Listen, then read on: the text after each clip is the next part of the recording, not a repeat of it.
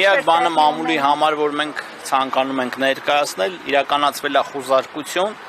որի հետ մենք ունենք անհամաձայնություն, մեզ տրամադրվել է դատարանի որոշումները, մենք բողոքարկելու ենք եւ գտնում ենք, որ այս գործընթացը կրում է բացառապես ապօրինի բնույթ։ Այսքանն է ինչ որ հետաքրքրական, որ քննչական կոմիտեն միջև մոտ 1 ժամ առաջ չէր ասում, թե ինչի համար է խուսափում։ Դե այդ քննչական կոմիտեի հարցն է։ Հետ է կապված, դուք ինչ եք կարծում։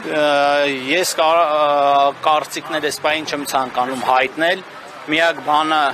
լավ հանգիստ հավաքվեք։ Եթե հնարավոր է այս կողմ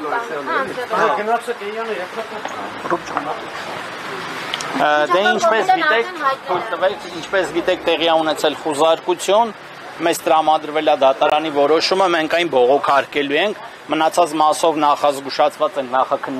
նախաքննական գաղտնիքի մասով եւ ավել մանրամասներ չեն կարող ձեզ հաղորդել։ Քննչական կոմիտեն արդեն հայտնել է ինչ վարույցի շրջանակում է խուզարկությունը սկսվել։ Նման բան գոյություն չունի, մենք գտնում ենք սա ինչ որ ապօրինությունների շղթա է, որը կանխատեսելի էր եւ կարծում եմ դեռ շարունակվի։ Ես չեմ ուզում ենթադրություններ անեմ, իրավաբանական process-ների համար եմ պատասխանատու, մնացածը մենք մամուլի համար կհրապարակենք։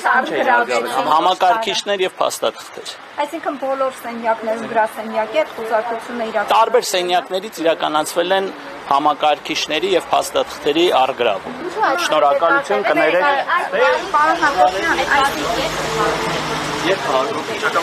Հաղորդված վարույթներ են իրանք, նոր չեն,